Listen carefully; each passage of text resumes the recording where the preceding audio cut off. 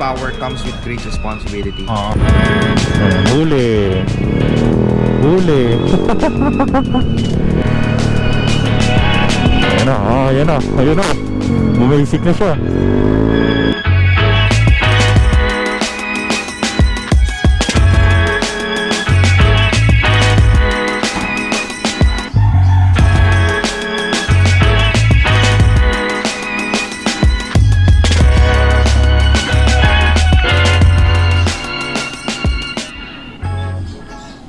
Mga kaipak, breezy here.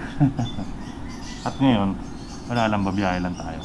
Siyempre, scooter gaming lang. Ito nga yung Aerox.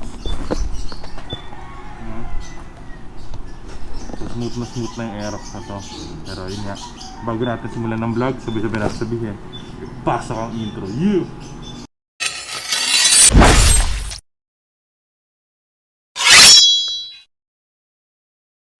Okay. Geng-geng ka na din. Kasi mo itong pasok mo sa loob. Ano? Tara. Let's go. Good morning, good morning. Sobrang aga. Pero kailangan namin kagad bumiyahe. Pupunta lang kami ngayon ng Pasig. Ang meet up sa Pasig is 10 AM. Pero alas 8 pa lang ngayon. 8:06 pa lang, babiyahe na kagad kami. Kasi nga, ayaw namin maipit sa traffic.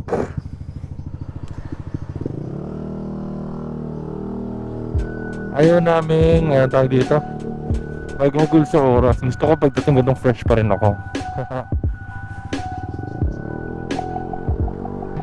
So yun nga, hindi tayo big bike gaming. Baan gaming tayo ulit. Gamit itong Aerox Calio GP. So unti-unti ko na i-edit yung mga videos.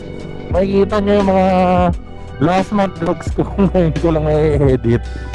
Pero good, at least diba naging active na tayo. Shoutout kay kuya. Siya lang yung guard na bumabati talaga sa akin dito. Siya lang yung bukod pang tawag dito, ang bait. Pag naka-big bike ako, kaya nakasasakyan ako, binabati ako ng iba. Pero pag naka-scooter ako, hindi ako binabati. Pero siya lahat binabati niya. So wala pa nga pala kaming almusal ni Mimi. At hindi ko alam kung saan kami kakain. Pero maya pag sinipa ako ng gutom, titigil ako kung saan kakain ako. Wala nga dyan tayo araw is product, diba? Product information. Regarding sa bago nating sponsors, Corsa Tires. Kasi hindi naman pwedeng sponsor ka, i-promote ko lang ng promote. Dapat ipopromote mo, alam mo. Alam mo yung install, alam mo yung saan galing, diba? Alam mo yung mga materials. Yung binabayaran mo lang, tapos okay na agad. Post mo na lang agad. Dapat alam mo yung pinagmamalaki mo. Dapat alam mo yung product.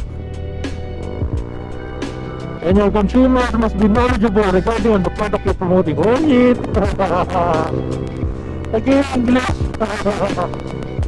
Kaya ka, pag-basic kayo, dapat safe. Pwede yung basic lang kayo ng basic kahit saan. So, parang diba? Walang gastos.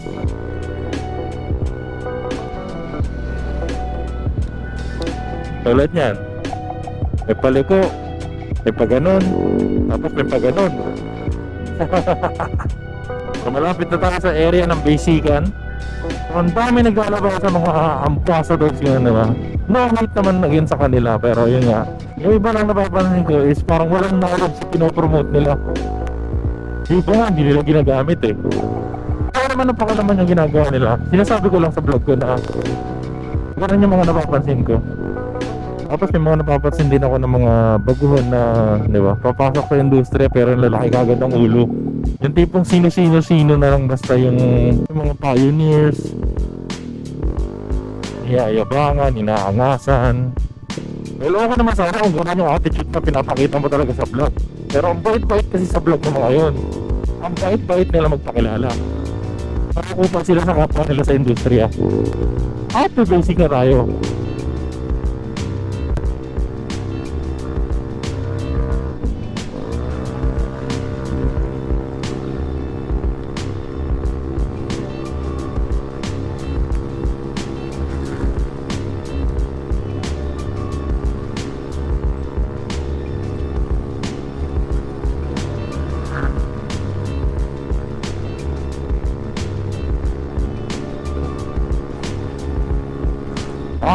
Bang, bang, bang, bang. Basic. Ha? Ah, dirty. Bang, bang. Bang, bang.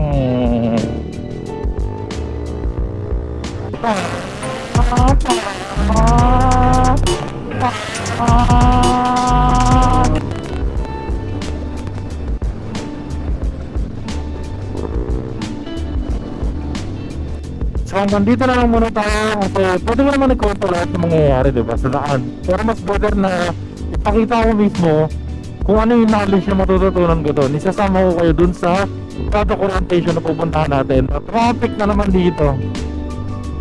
Bakar na naman ang traffic soon. Kaya mga kapag huwag ko naman update ko lang naman pag malapit na tayo dun sa ponyo kung kaya may interesado mangyayari. Okay. Sabi nila, hindi daw ako marunong gumamit ng scooter, di ba? Pang bike lang daw ako. Hindi daw ako marunong sumingit-singit. Alam niyo lang kung gaano ako kabarubal dati. Eh siyempre, hindi ko nagagawin yun. Wala na akong dapat patunayan pa.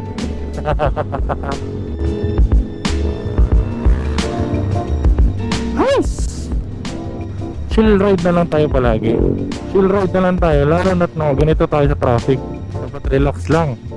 Huwag tayong tumulog sa mga ganyan, sa mga nagli-late break na. Huli. Huli. Sabi ko kasi sa inyo, huwag kayong tatapak basta sa mga pedestrian lane. Although madami sila kanina, pero syempre isa lang yung enforcer. Sino lang yung parang hulihin na enforcer? Yan lang yung hulihin niya. Hindi nyo i-judge na, dapat hinuli lahat. Kaya mo ba hulihin lahat yun? May sniper tayo, bumibasic. May bit-bit na. Anong bit-bit niya? Ayan, tasa. Electric fan. May electric fan siya. Tapos naniwan-niwan pa niya tayo sa side mirror. Signal ba yan? Oo, na-signal pa yan. Oo.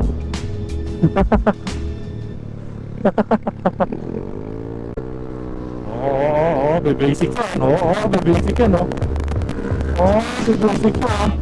Oo, ano?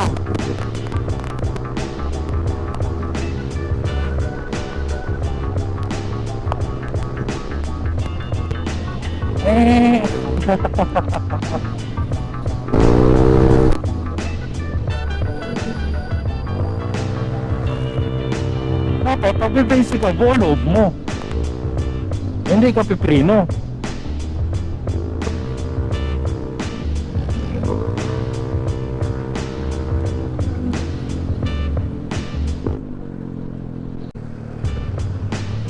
Ayan na, ayan na, ayan na.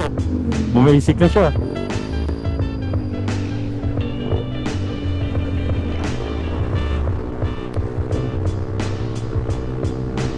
Natin ang kapatanayan.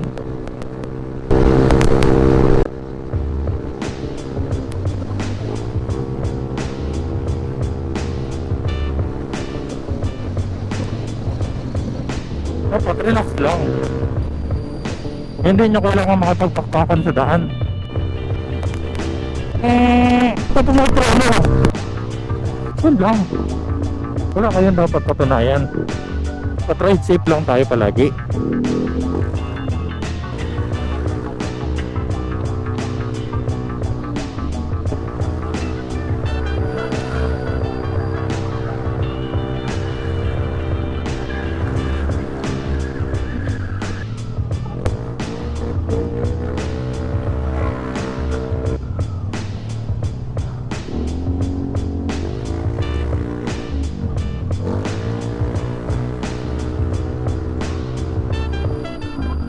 Okay. So at sa gaming tayo. Kaya natin kung hindi pa ako kinakalawang.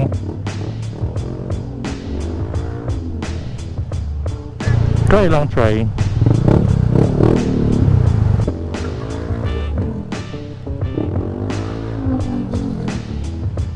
Inasa ng panahon sa EDSA.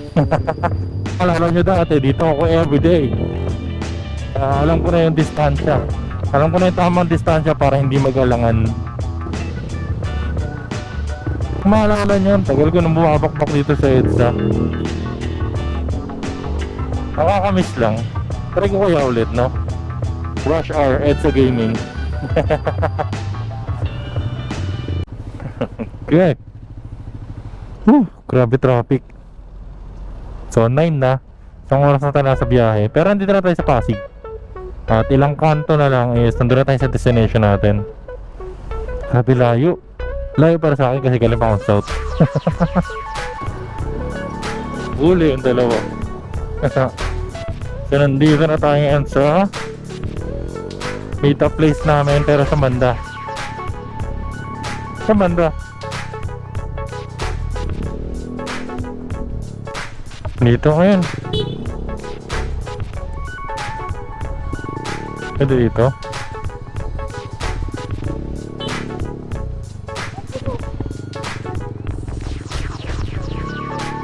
Saan park? Wala kasi na ano.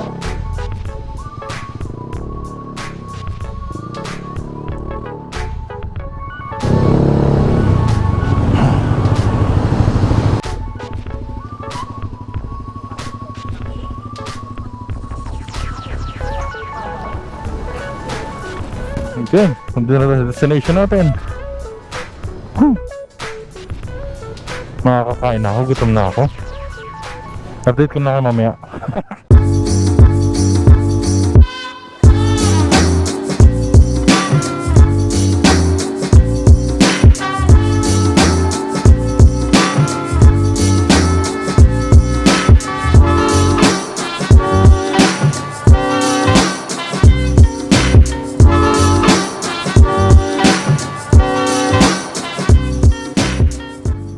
Okay. Ano ginagawa mo dyan, Mi? Nahanap mo naman.